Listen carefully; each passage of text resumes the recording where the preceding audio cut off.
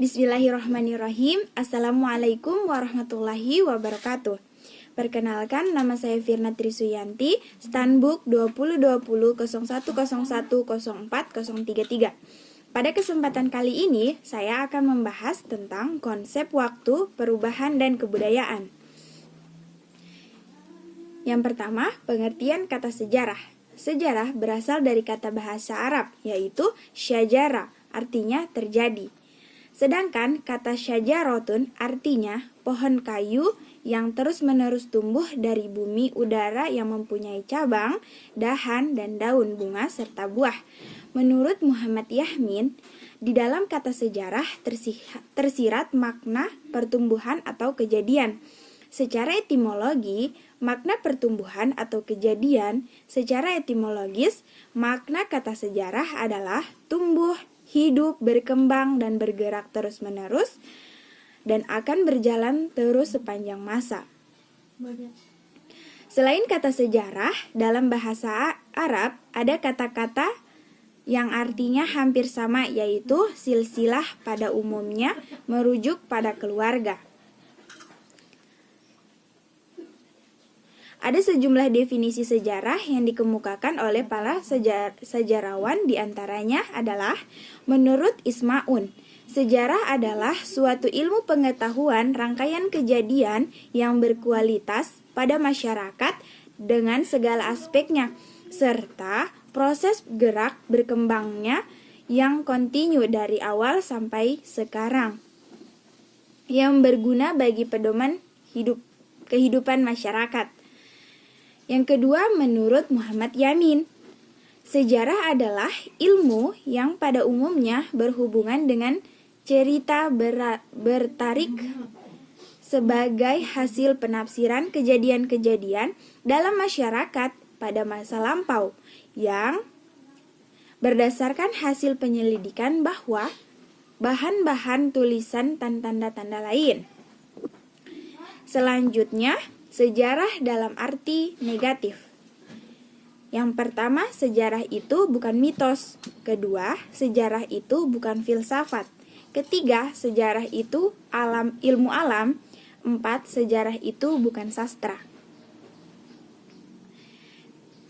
Yang kedua, sejarah dalam arti positif.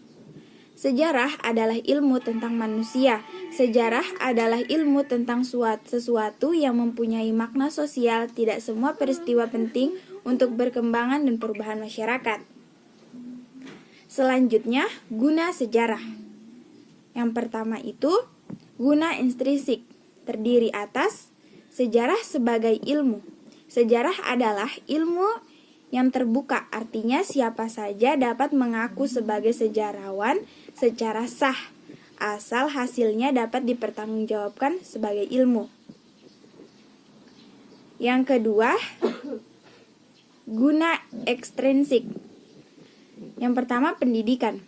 Pendidikan moral. Jika pendidikan moral harus berbicara tentang benar atau salah, dan sastra hanya bergantung pada imajinasi pengarang, maka sejarah harus berbicara dengan fakta. Yang ketiga, tugas sejarah berkaitan dengan waktu.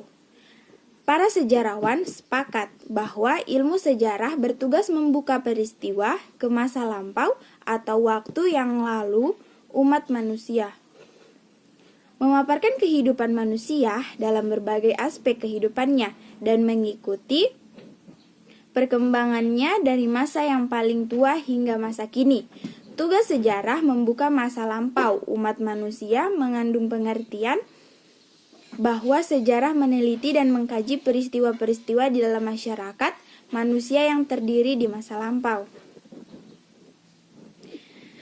Yang keempat, perubahan sosial budaya.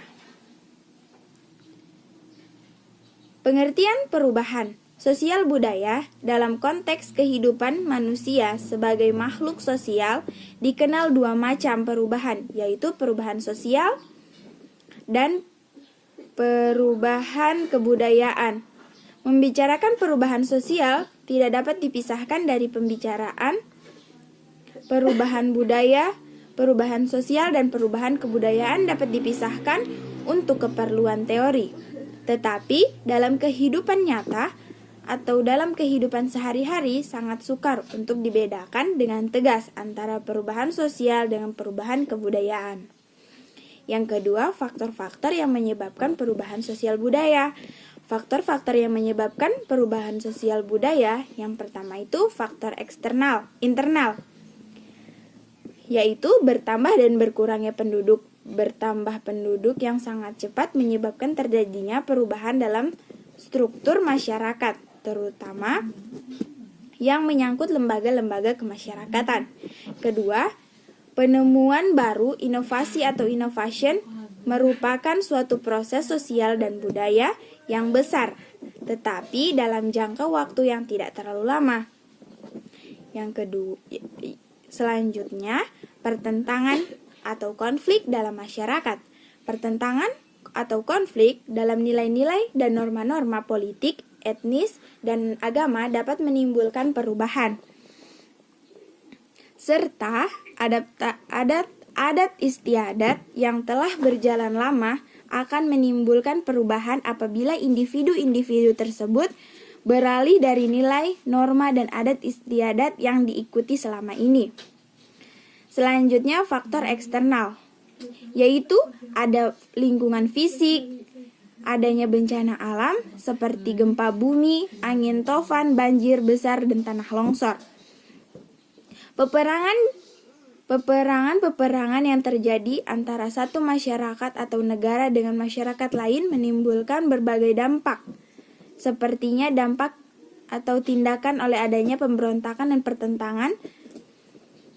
Yang ketiga, pengaruh budaya masyarakat lain, adanya interaksi langsung antara satu masyarakat dan masyarakat lain. Konsep kebudayaan. Manusia lahir